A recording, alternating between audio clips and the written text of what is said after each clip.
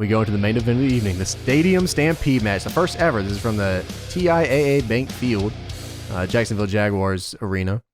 The Inner Circle, which is Chris Jericho, Sammy Guevara, Jake Hager, and Santana Ortiz. And the Elite, which is Kenny and Paige, Matt and Nick, and Matt Hardy.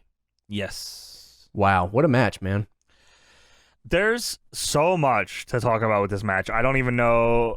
Just started the entrances for these guys with the flames and the smoke and the crazy.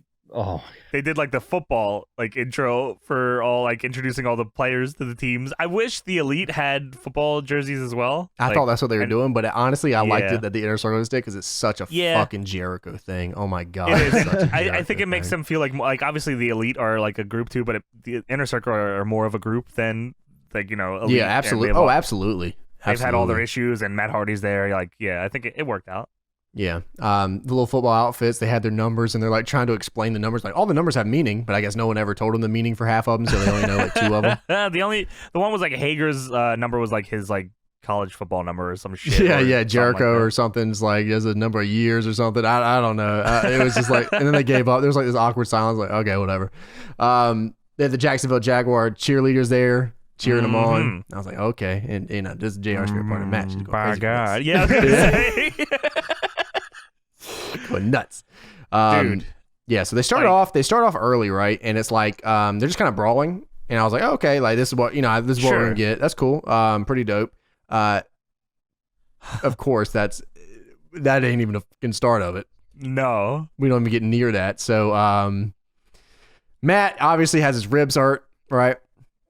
So that was a big part of this one too. The cheerleaders are cheering on during this whole thing here, but the best part here in the very beginning is Hangman makes his entrance, right? Because he doesn't join with the boys, but Hangman comes in late. Kenny's like, don't worry. Hangman will come in here in just a minute. Hangman comes in on a fucking horse. And Sammy Guevara starts full sprinting. I never in my life thought I would see a wrestling match that had a man being chased by a man on a horse. I thought for sure Sammy was getting run over. I thought he was gonna die. I thought Hangman was gonna hit him with the lariat off the horse. Hey, it's gonna be like the backstage of the motorcycle, and Here Comes the Pain. Yeah. I also wanted to, I wouldn't have been surprised if they dragged him with the horse.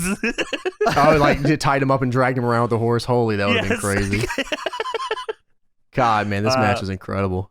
Dude, fucking Matt Jackson does the praying moonsault off the goalpost. That was scary too because the goalpost was moving. I'm like, oh my god, it was shaky as hell, and he was obviously already hurt too.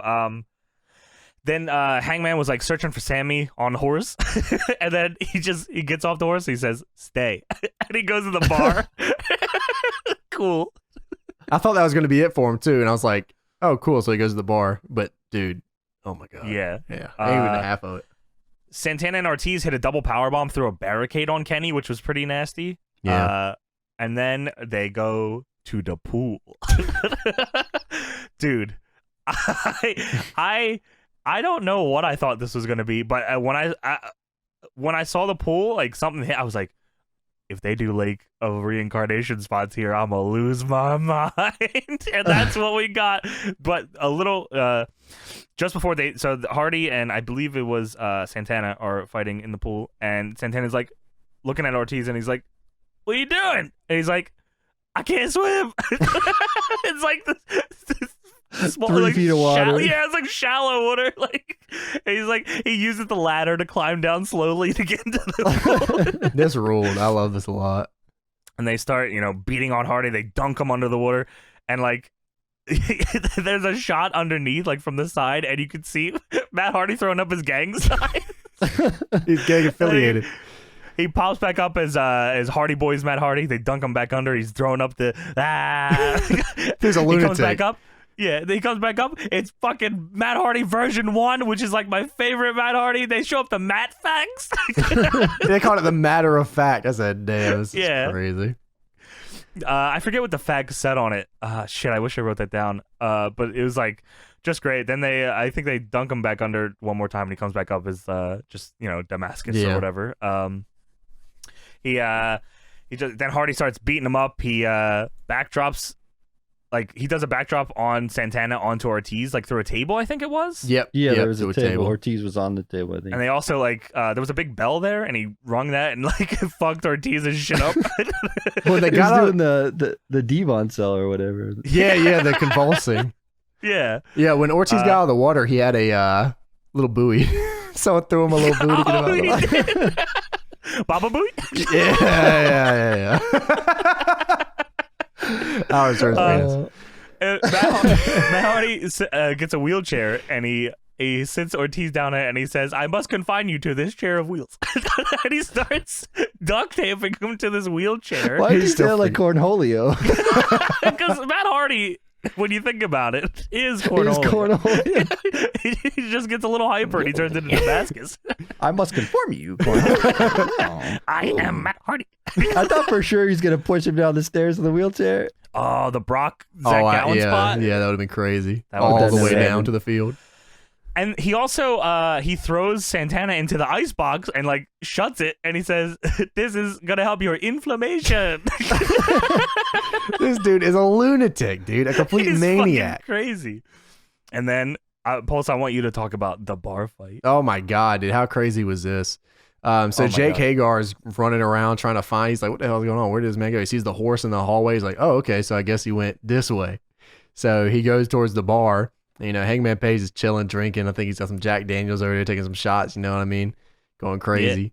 Jake Hagar walks up to this man, sits down beside him. He goes, "Trying to fight? You trying to drink?" He pours him a shot. He goes, "Hey, the same damn thing anyways." So they start fighting. I'm like, "Oh my god, this rules." That was awesome. So they're going crazy. Like they're fighting. Like this bar scene is probably like one of my favorite like pro wrestling scenes. God, if they ever do a video game or something, they have so much fun stuff to go off of just from this match. Dude. There's so Good much they God. could do, so much backstage stuff that they could do here. Yeah. But this Hagar, like this was like probably one of my favorite things that he's ever done in AEW, if not absolutely just my favorite thing that they've ever It was done. a perfect role for him, this spot. Yeah. You guys like this as much as me, right? Yeah, of bro. course. This shit This was was like, the coolest part. oh yeah, this like the brawl. Yeah, like especially when fucking they smashed like 1 million beer bottles over this dude's head. They just kept doing it. He wouldn't fall. I'm like, oh, dude, this is tough. It was like, do you remember back in TNA when Bobby Roode would do that with the the gimmicks? Yeah, I used to love that spot, dude. That shit used to hit. So like them He doing hit it 100 James Storm times with it. here. It broke my heart. What? He hit James Storm with a beer bottle. Broke my heart. Oh yeah, that was the night that Hogan was that. He said That he's was not around ready. the time Hogan said Bobby Roode's just not Yes. that good. Yes.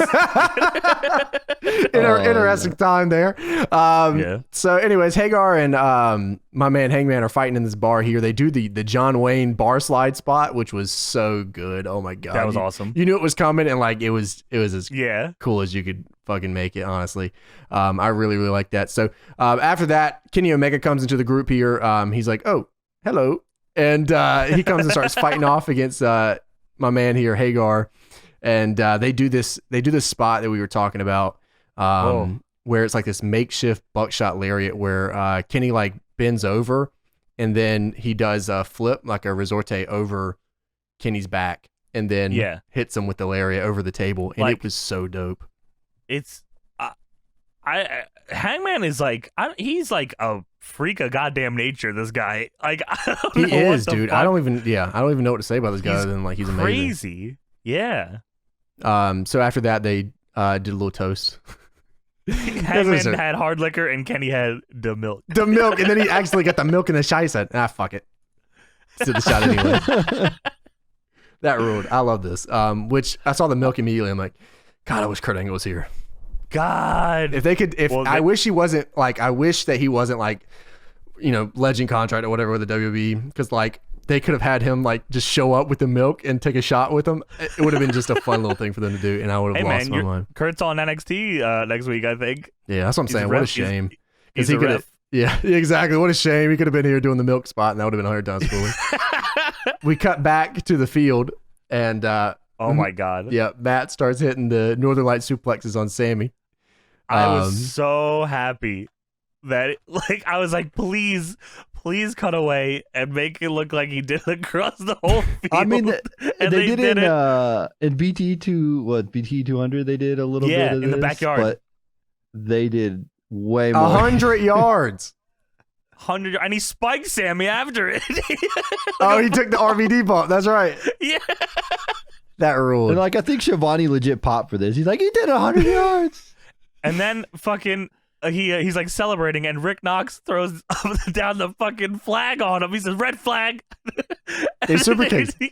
And he super kicks Rick Knox. That's what you get, Rick Knox, you asshole. And at the same time, Jericho and Nick Jackson are fighting. Jericho hits the Judas effect on the Jaguars mascot. He came up to him and started doing like the cross chase. Oh my god, this little dude's crazy. And then he put the fucking cone on his head and went, hee. He did it again. Dude, Jericho, man, he's something, man. What a dude. That cone thing is something I'm gonna remember forever. We were talking why about does he do moments. that? Yeah. What's fucking why wrong with this not? guy? 'Cause He's why fucking, not? I guess, yeah. Because it's Chris Jericho. He's fucking awesome. He fucking Nick Jackson super kicked Jericho into the goal. Like the net that they had. Yeah, there's a goal. Yeah.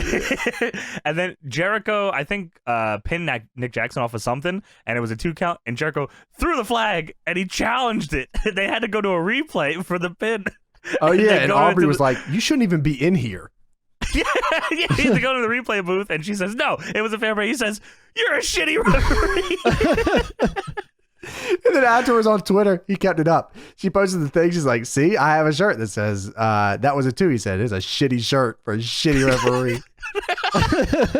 God, he's so fucking good. Dude, he is incredible. I'm so happy that he is in this company. I really am. This was something I'll never forget this match. I really won't. Yeah.